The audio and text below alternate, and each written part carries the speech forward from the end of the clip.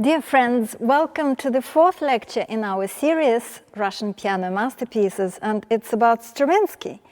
And I must say that I was in a bit of a doubt whether to include him, because he wasn't a pianist composer like Rachmaninoff or Scriabin, or indeed like Prokofiev, and didn't write that much solo piano music. But it just seems that we cannot even go on in the 20th century without him. He has been such a seminal influence. And starting to discuss Stravinsky as the pianist, I came across this quotation where it's as if he heard my thoughts, whether or not I am a pianist. The instrument itself is the center of my life and the fulcrum of all my musical discoveries. Each note that I write is tried on it, and every relationship of notes is taken apart and heard on it again and again.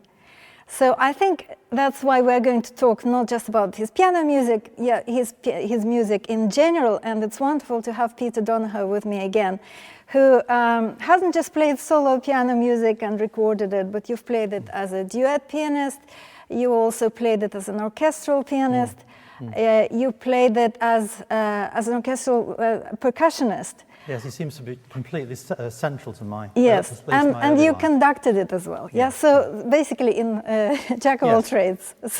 He dominated my early professional life to some degree because I was essentially known for playing music from the 20th century, and of course Stravinsky was the person who oversaw the whole thing.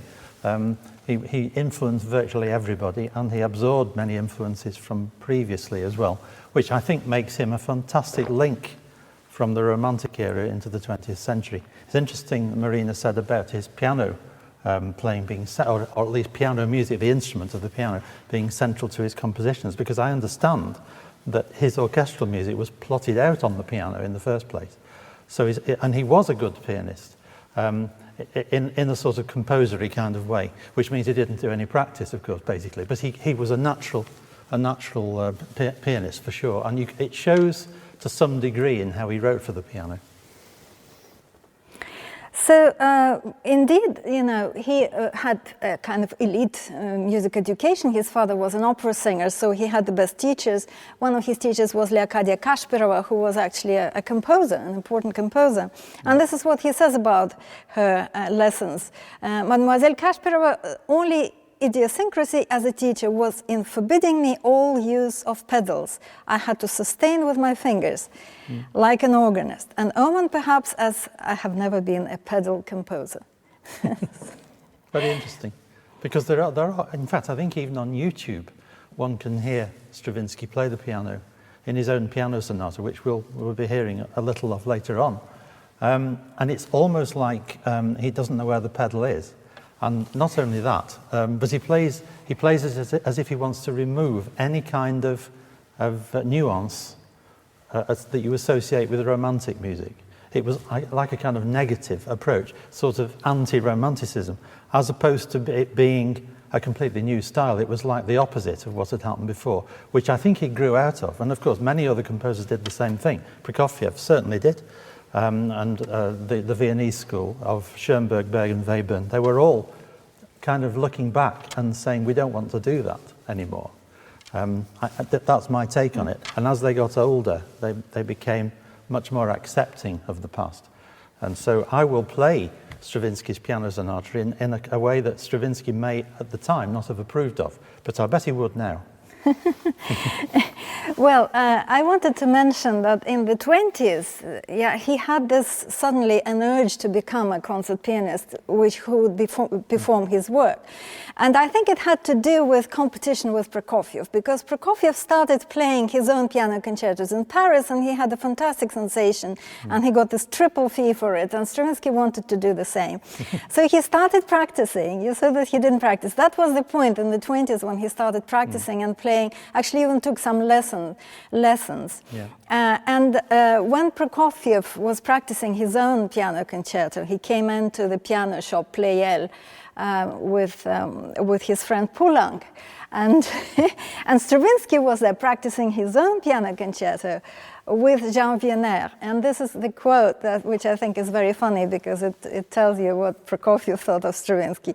"We were in time to hear only the concluding bars, which came over very well, dramatically effective, even in the technical bravura passages, where Stravinsky rose to the occasion, throwing himself with abandon into the octaves.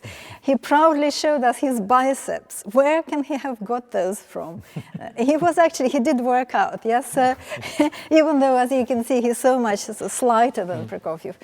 So Prokofiev really thought, well, I'm the real pianist, Stravinsky is not, so how can he do it? And yet he was doing it quite successfully for many years, actually. Yes, indeed. Yeah.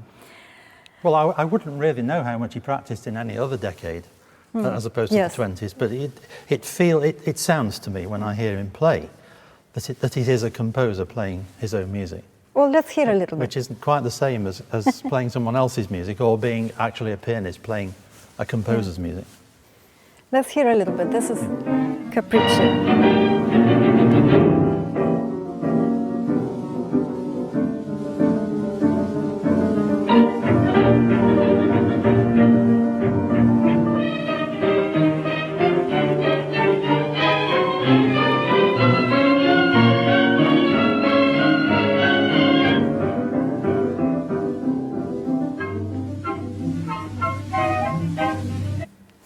It's a lovely piece. The Capriccio for piano and large orchestra, very good piece indeed. In fact, both the main works for piano and orchestra are amongst my favourite 20th century pieces. The Piano Concerto for piano and wind instruments and this Capriccio are just utterly glorious. I did record all these pieces, and some of them, to me, are greater than others, for sure. But as a whole, it's a wonderful collection, available from all good outlets for recordings. Now, the interesting thing is that Petrushka, which I'm going to talk about next, and of course which we mostly know as a ballet and also as these very virtuosic piano pieces that he made out of the ballet 10 years later. But it actually arose, it emerged as an idea for a piano concerto. He had an idea of a kind of violent altercation between the pianist and the orchestra, which I think we can still hear in the ballet. Before it was Petrushka.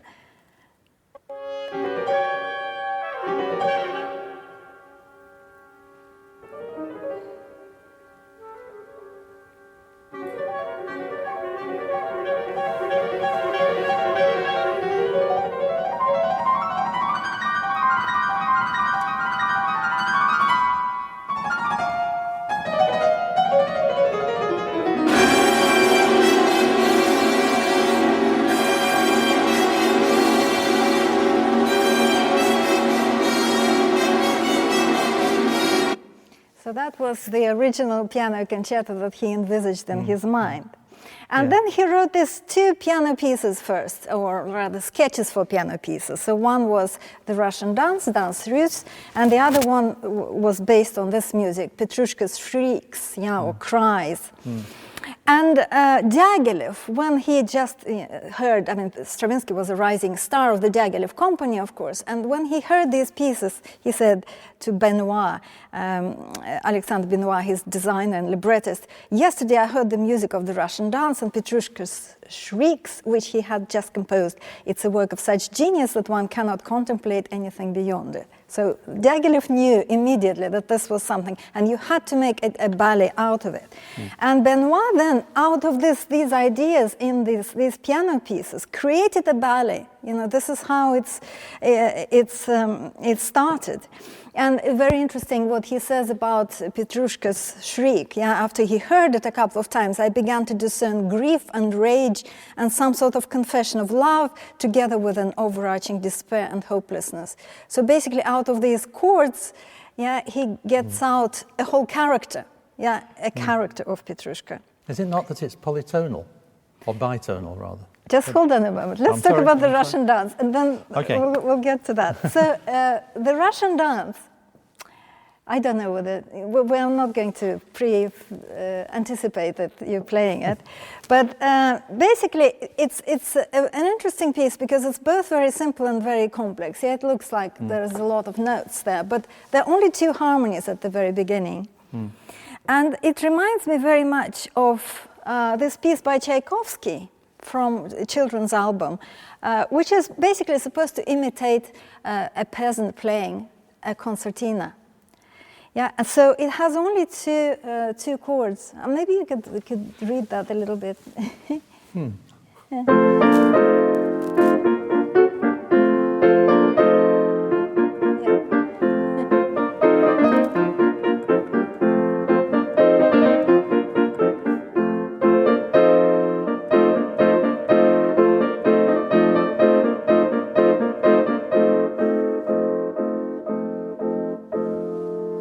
So actually ends on the dominant, doesn't even, yeah, so this is basically, he wanted to represent exactly that instrument, which does one harmony on the push and another harmony on the pull. It became absolutely seminal to Petrushka, of course, because of the sound of the fairground in which the action of Petrushka takes place. So it's that,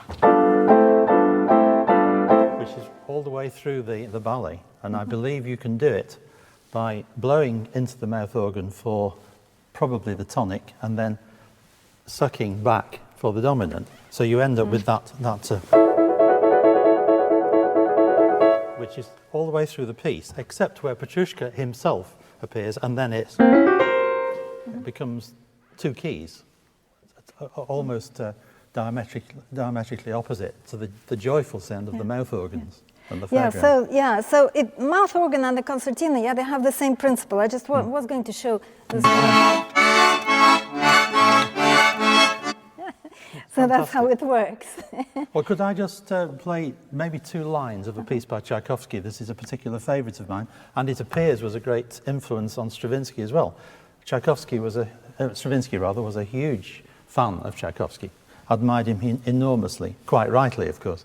And this is a humoresque from an early piano piece of Tchaikovsky that Stravinsky used in his ballet The Fairy's Kiss several decades later. Exactly, it's like a kind of cyclic theme that comes in the ballet, and it goes like this. I'll miss the first 8 bars out because they're not relevant to it, but the main theme is this.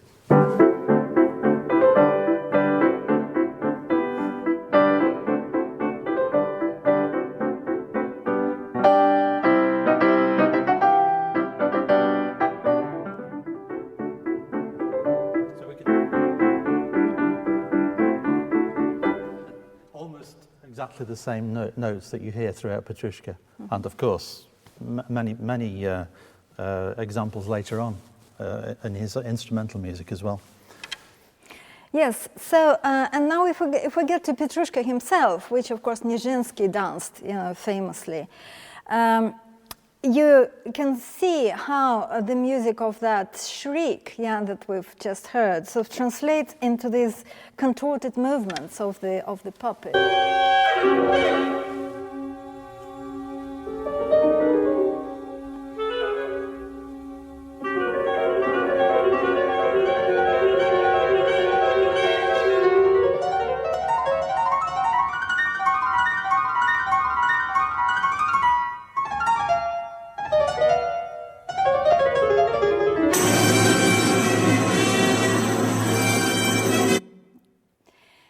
So this is what Peter was talking about, the two keys. And I think very interesting that it's actually pianistic, isn't it? It's kind of pianistic bitonality because it lies under your hands. At that point it is, yes. Yeah, yes, I know, not later. Yeah, but if you could just show how it works, because it's white and black notes.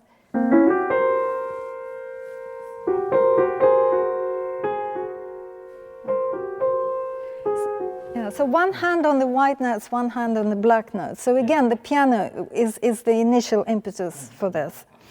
And I just wanted to mention why Petrushka's shriek, because, well, this is a painting about Petrushka as a character. So if you can see him, he is actually originally an unpleasant character. He's very violent. He beats people up, as you can see there. It's a punch, basically. And he has this voice, which was produced for the puppet with a voice modifier, like a kazoo. Oh, really? Yeah. So basically, yeah, when Stravinsky uses something like a muted trumpet or this harmony, he wants to imitate that quality of it. Of course, later they made him much more three-dimensional character, yeah, and he is actually a suffering romantic artist as well. But that's the initial impulse, I think. So he is the Russian equivalent of Punch and Judy, basically, or Punch rather. Yes. And Piero also. And Piero in as well, Schoenberg. at the same time, yeah. Yeah. Yeah. A very sad character, Yeah. really. So tragic. I guess you'll have to. Now, my history with this piece, I must mention it, and I'll be as brief as I can be. When I was at school, a friend of mine who played the bassoon, and I used to love his playing actually very much, and I accompanied him occasionally on the bassoon. And he told me one day, I can even visualize where we were standing, that there are these wonderful pieces. One's by Karloff, Carmina Burana, that has this hugely difficult and very high bassoon solo. But there is The Rite of Spring by Stravinsky, which I'd vaguely heard of. And the only reason I'd vaguely heard of it was because my grandfather, it appears, mentioned Stravinsky as a really quite an important figure in music when I was really as young as I can remember. And I'd basically ignored it. And the name just lodged in my mind, and that was it for several years. And my friend said, you really need to listen to The Rite of Spring because it's such an exciting piece. We were only like 15 or something, I suppose, something like that. And his interest was the opening bassoon solo, but he was also absolutely enthused by the incredible virtuosity required for the music later on in the piece and unbelievable excitement. And I heard it at the Harley Orchestra series in, I think, 1969 or 70, conducted by Maurice Hanford, apparently unbelievably quickly, but I didn't actually take that in at the time because it was the first time I'd heard it. And it's a concert that really started off my obsession almost with Stravinsky. I wanted to hear everything he'd written, and actually it was 1969 for sure, not 70, because the 1969 Leeds competition, piano competition, included a performance of three movements from Petrushka, which is the piano solo excerpts from the ballet. Played by Boris Petrushka, who remains one of the most influential pianists in my history, really. He doesn't know it, by the way. I think I may have told him at one point, not so long ago, but he didn't really take it in because he couldn't really understand why it would be. But he had played that piece in his semi-final, and I have a recording of his performance. And it influenced me so much that it became absolutely central to everything I did during my late teenage years and right through to when I did the Tchaikovsky competition, and I played Petrushka in the semi-final of that as well. And it seems to have been associated with me for so long that it was quite difficult to get away from in the end. I've heard it a lot as a jury member on many competitions, played by much younger pianists than I, with hugely fantastic techniques that I can't even begin to approach now. I guess I wasn't too bad in those days, but it's a long time ago now. So my performance of it's a little slower than it used to be. But this is the dance ruse and the transcription of is it tableau number Second, 2? yeah. Of the ballet, which is transcribed. These are the first two of the three movements. The third movement is the longest of the three and the most difficult, and we're not doing it for obvious reasons.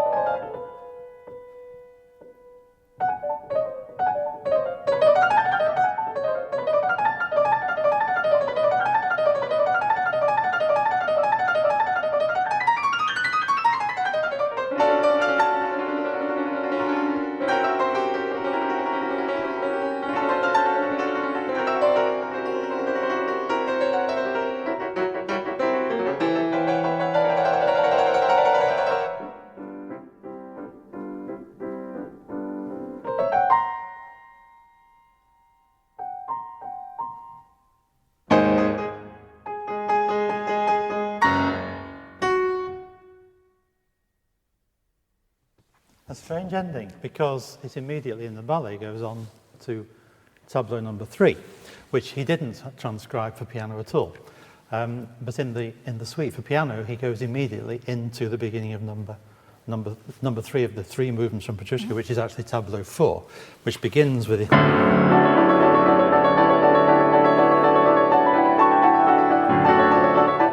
Lots of mouth organs again, and it seems unbelievably joyful for a while, and then the tragedy comes back at the very end.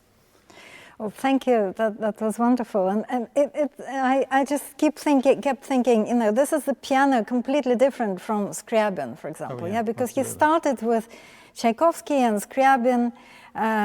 He wrote Etudes Opus 7, which are still quite Scriabinesque and a bit Rimsky-Korsakovian. And this is just completely different instrument. Absolutely. So totally where does that come revolutionary from? writing. I mean, I can never understand where things come from with Stravinsky. No. Yeah, Well, the piece immediately before it, was it not The King of the Stars for chorus and orchestra? And then prior to that was the Firebird, the famous Firebird ballet, which is so gloriously romantic and very virtuoso for the orchestra, and very tonal. And this is like a completely different language altogether. And then almost immediately again, he wrote the Rite of Spring, the Sacre du Printemps. Okay, well, the Rite of Spring. Incredibly different. We're going to talk a little bit about the Rite of Spring, even though it's not for piano.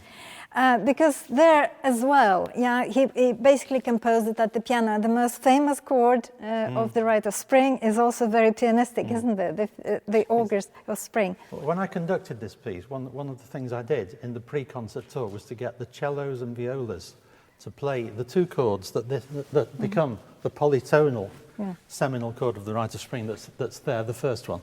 Sounds like E major, though it's actually F flat major, but it sounds like E major. And this also sounds fairly tonal, but when you put them together...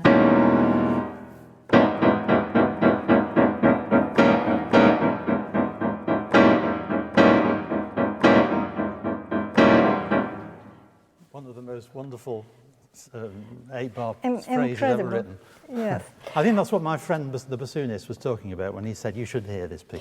Well, you see, what amazes me is that Stravinsky, when he rehearsed this with the orchestra, he actually told the basses and the percussion, imagine that you are the left hand of the piano. I don't know what they thought of that, frankly, but but that tells you that he thought of that in very pianistic terms, such as the other example as well, this kind of umpa. Which is pattern. much more tonal, in fact. But it's still a piano kind of texture.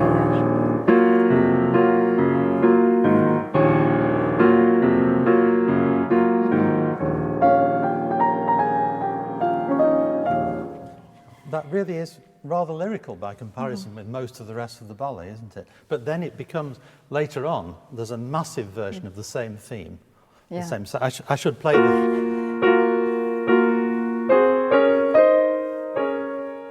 which is the main theme of that movement. I'm sorry, it's disappeared, but the second example. And it comes back in a massive fortissimo version that is so horrifically dissonant that it still sounds incredibly shocking, despite all the dissonances we've heard since 1913.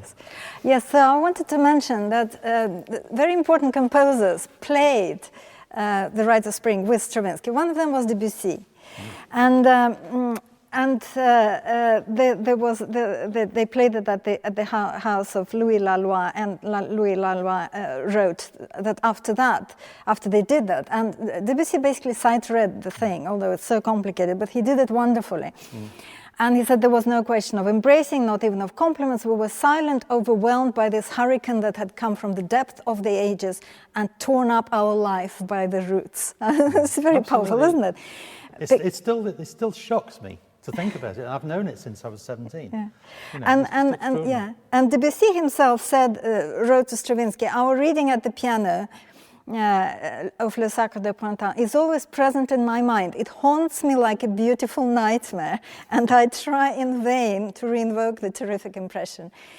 So Debussy actually didn't like the piece. I mean, he was shocked by it, but he thought basically Stravinsky was thumbing his nose at music. He went too far. Yeah, so he loved Petrushka and imitated Petrushka, but he didn't go very much further. Prokofiev, on the contrary, Prokofiev also played it with Stravinsky, and actually in public. So in the presence of the futurist artist, we play the piano duet version of The Rite of Spring. At this point, I had heard the work only once at Kusevitsky's concert, and I had a less than clear understanding of it. Now sitting down to play it with the composer in front of a large gathering, I was extremely nervous, as I knew that was incredibly difficult. And here again, a little bit tongue-in-cheek, Stravinsky, normally small and bloodless as he was, became engorged with blood while playing, sweated, sang, or rather croaked, and laid down such a strong, good rhythm that we played the Le Sacre to stunning effect. To my total and unexpected amazement, because he didn't expect it, I saw that Le Sacre is a magnificent work with its incredible colors, its clarity and mastery. So he was a convert. It remains probably Stravinsky's greatest single statement, I think. I think Stravinsky himself realised that, even though he was a very young composer when he wrote it, because he didn't really know how to continue down that line. And of course, neither did any other composer. It was the First World War, it was the end of an era, and there were so many new influences from other countries, and there was so much doubt about the way the arts generally should go, never mind just music. Yeah. So I tried to imagine how they would have played. It probably wouldn't have been exact, completely accurate. Maybe a bit like this.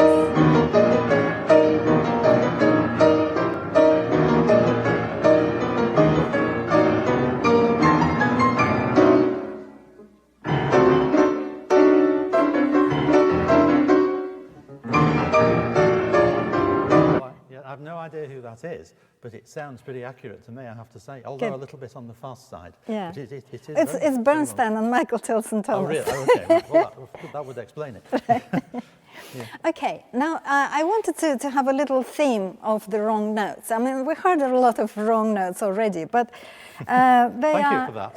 I'm glad you noticed. I wanted to say that there is something also at the bottom of Stravinsky's style that has to do with a musical joke, of actually laughing at the wrong notes. One example is in Petrushka. It's a barrel organ with a missing pin. Yeah, I'm going to play with it. Basically, it's two clarinets, and one suddenly just stops. Yeah, it doesn't have a note. Yeah, so you have a rest there. It's a kind of funny moment. You can almost not hear it. It's quite difficult to.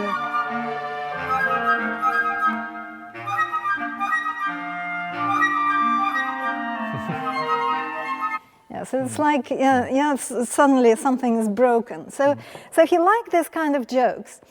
And another joke that he did, but which proved to be, again, very seminal, is the polka that he wrote, as he said, as a caricature of Diaghilev. Because one part of the four-hand duet that he wrote for Diaghilev was very simple. It's just two chords.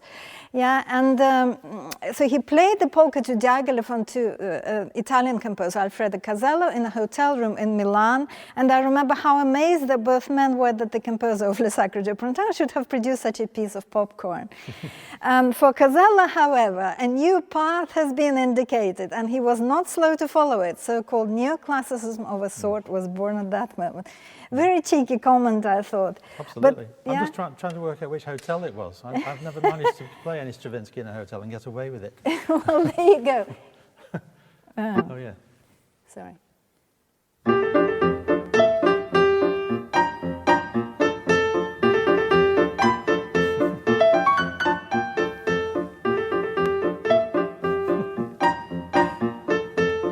So you can hear it's as if the other pianist is completely in the wrong key. Yeah? All the notes are wrong.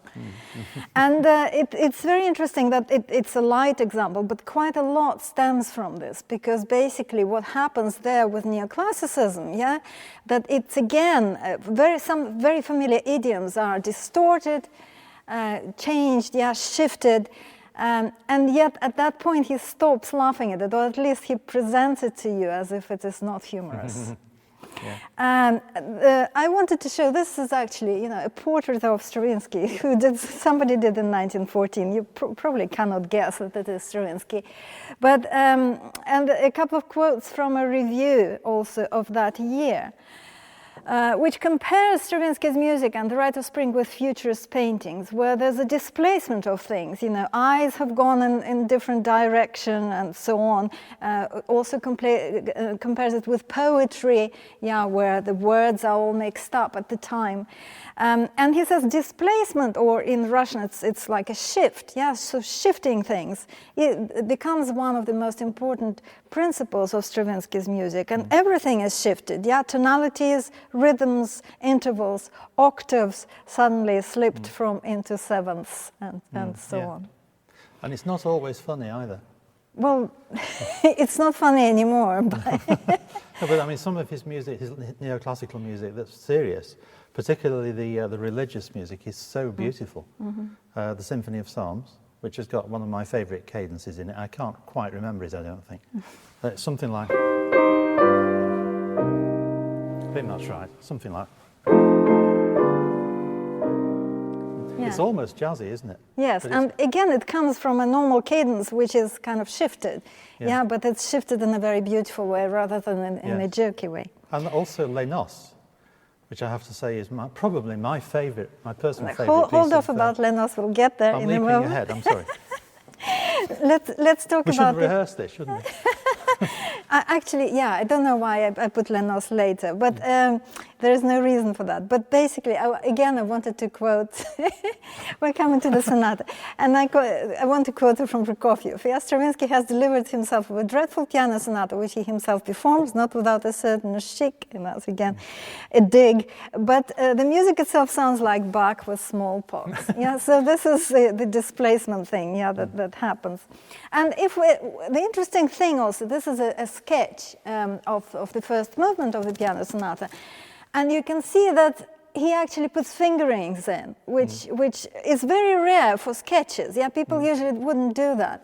Although to me, it tells you how pianistic the design of this piece was, and also probably that he was writing it for himself and wanted to work out things sort of from the fingers into the score. He wasn't very good at straight lines, was he? I wanted to show this, for example, another example of shift, like a trill becomes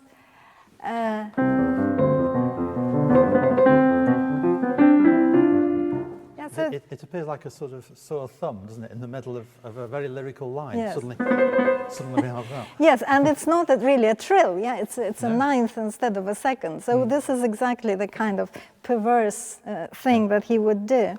Just to show you how other things came from classical composers into Stravinsky. For example, these little Mozartian sort of little rhythmic things. I don't even know what to call them, so little sighs or something like that. You can see them in Stravinsky as well. The texture is sort of almost the same, but the melody is kind of perverse. The melody would never go down a seventh, for example, in a classical piece, or up a nine. For the second movement, which you're going to play, which I think was taken from Bach's organ piece, which he probably knew actually in Busoni's version. And it's interesting because usually people say, Busoni is neoclassicist, but it's not the right kind of neoclassicist because it's not ironic, because Busoni loves Bach, and he does it with piety and so on. And Stravinsky does it with irony. But interestingly, I found this letter where Stravinsky actually talks about a Busoni piece that he really was influenced by. So there is a connection between these two. Well, Busoni being another composer who was trying to find his way, of course, in his original music, as opposed to his great transcriptions of Bach. Busoni's original music is another language that really is kind of overlooked at the same time as Stravinsky, Prokofiev, Bartók, and so on, Schoenberg. There is Busoni too, and it's a very, very interesting melting pot of different nationalities apart from anything else. Yes, so you can see that, I also put some Bach examples there of how he takes just various parts of the figuration and then plays with them. Yeah, so it's as if he sort of looked at a few things. He actually also used piano exercises as inspiration for this neoclassical music, and that's one of the guys that he took lessons from in the 20s. Yeah.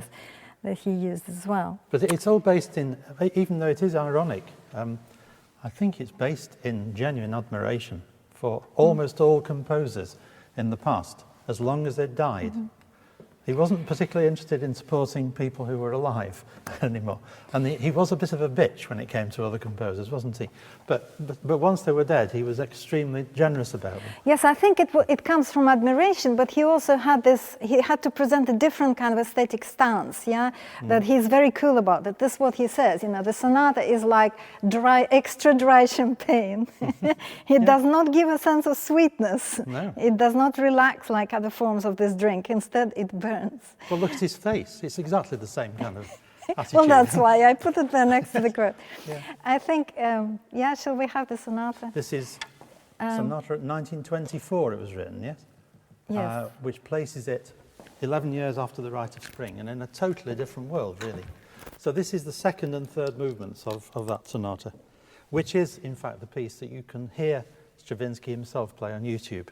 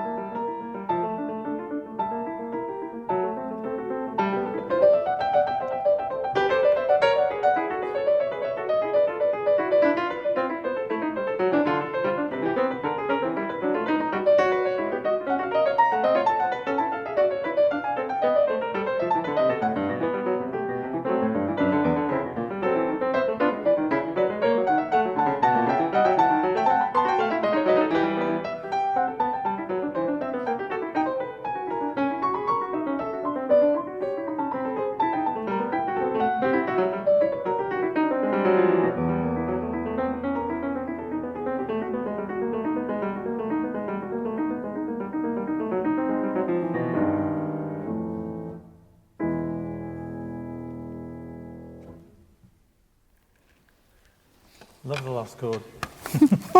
Well, I love the whole thing actually, but the last chord is so cheeky, which you know, I'm actually always reminded, although I think it's the other way around, of Hindemith, who always ends his, or almost always ends his pieces in this very lyrical way, after having been through all kinds of polytonality. Well, guess who he got that from? Indeed, yes.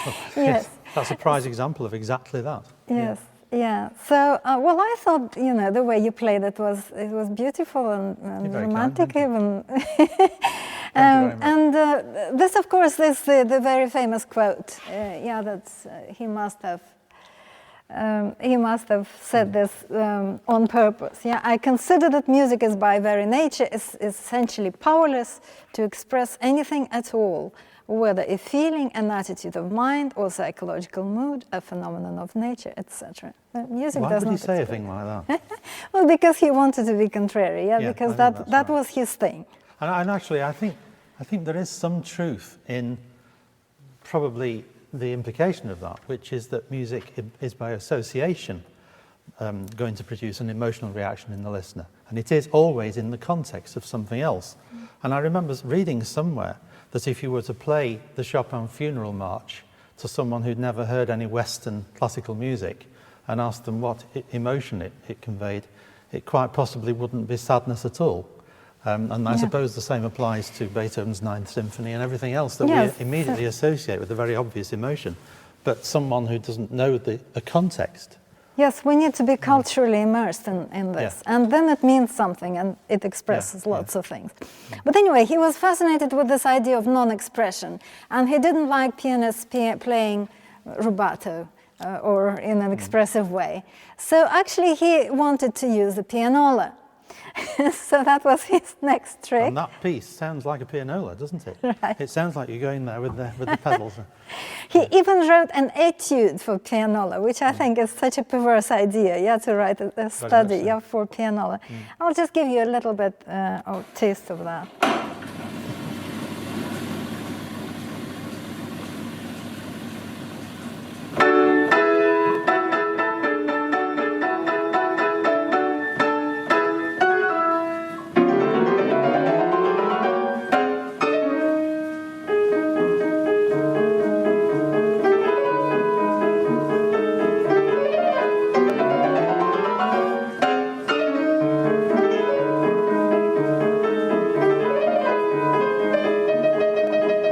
So he was so fascinated that by this idea, he actually wanted to have, instead of the orchestra in Les Noces, before he came out with the idea of 4 pianos, he wanted to have pianolas instead of the orchestra.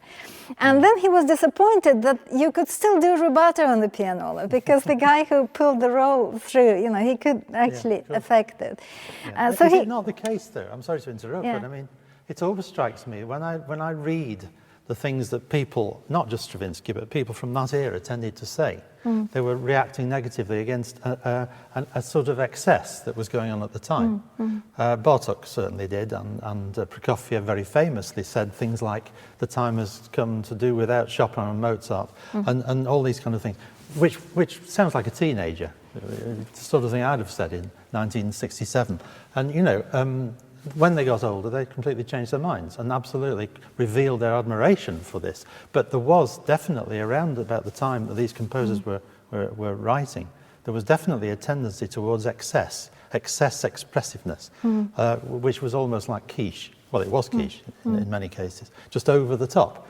And I can quite easily imagine in that situation wanting to say something very contrary to stop it. But if you then look back from several decades later, it's a very different matter. So eventually, yeah, so he gave up on the idea of pianolas and Les Noces, and he replaced them with 4 pianos and percussion. Thank God. And yeah, and he says that these 4 pianos created the perfectly homogeneous, perfectly impersonal, and perfectly mechanical sound. So again, he thinks of the piano as being this non-expressive percussion mechanical instrument. But if you listen to the end of Les Noces and look at how it's presented in the original ballet, you realize how beautiful it is. Yeah, and, incredibly so. Yeah, and how beautiful the harmonies are when they're actually played on the piano.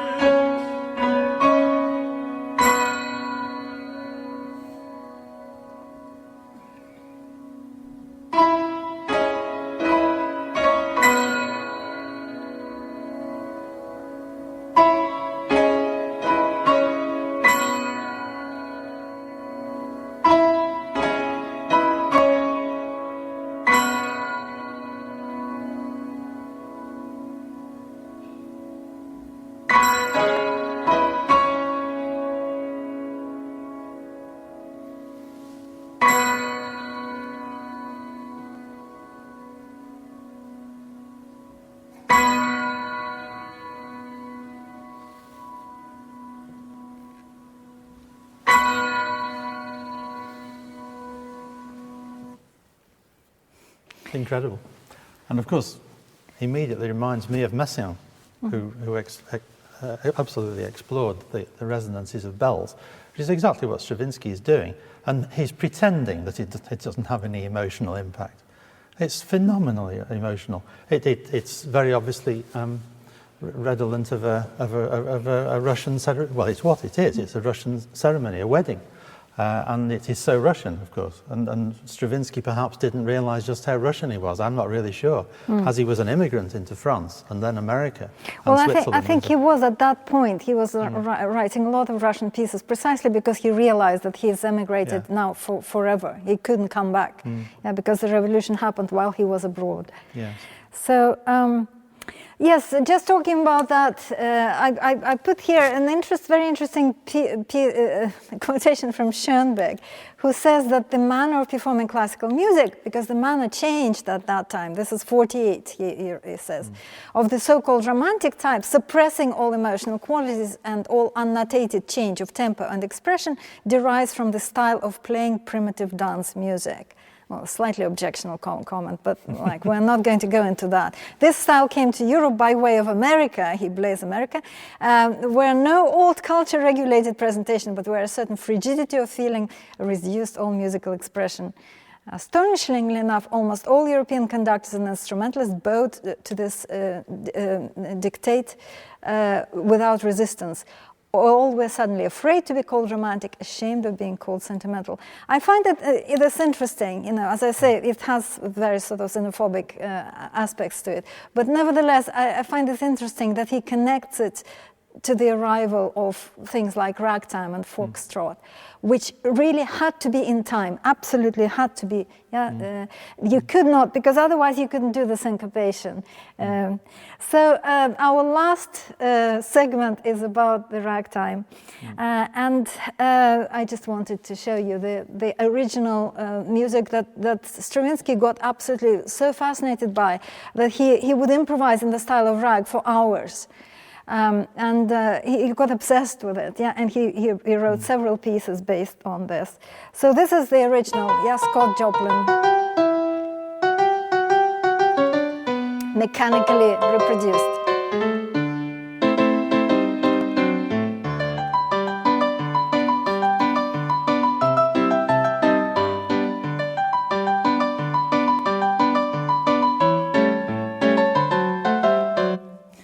So that's where it comes from. So now if you look at what Stravinsky does, so that's Stravinsky piano rag music that we're going to hear in a moment. So you can see that he uses the same kind of rhythmic syncopation patterns, where the beat is displaced. So instead of the strong beat, you sort of jump. It gives you a little shock. Or the beat just doesn't happen, because the music still kind of goes on.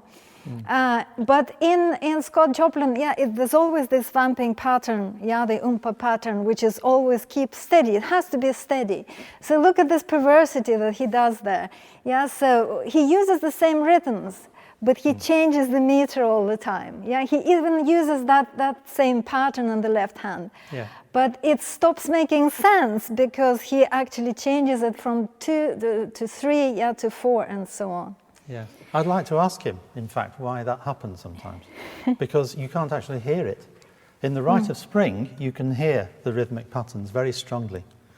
But the piano rag music, I think, is anticipating the Soldier's Tale. It's actually later. The Soldier's Tale was first. Soldier's Tale influenced the piano rag music. But, okay, well, but the Soldier's Tale, of course, is a kind of theatre piece, but the instrumentation is for 7 people, so that it needs a conductor and it has to have bar lines in order to keep it remotely together. Whereas in the solo piece, piano rag music, he doesn't bother with that.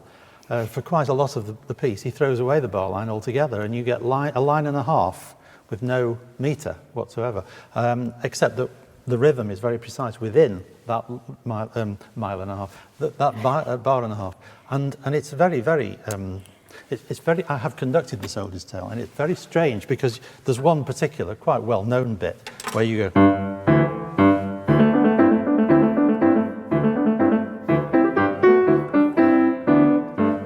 A double bass that just keeps going. You're conducting like this.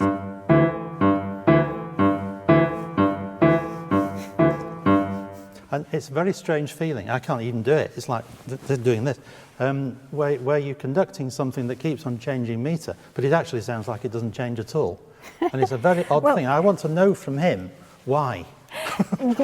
Well, this is why Stravinsky, when he was conducting the Rite of Spring, he rebarred it or something. He put it all in 4/4. And just Bernstein did that. Did he did that as well? Absolutely.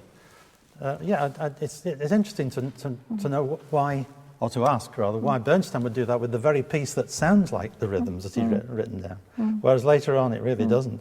And it's a very strange sensation, I can assure you. Because if you get it wrong, of course, the whole thing falls apart, but it doesn't sound as if it's changing. I wanted to play, just to show you how neoclassicism and ragtime are conducted. That's available, USD. It's all good. Yeah, okay. So, yes, that's you playing the concerto. So in the concerto you will hear how you start with the classical moment, and then you go into some kind of more trivial march, and then suddenly these syncopated rhythms start coming out. And this, I think, was also another defining moment for 20th century music, when people realized you could mix all of these things together. Prokofiev was quite struck. He didn't like the pockmarked Bach, but he liked the idea of mixing things. Yeah, so just a little bit of that.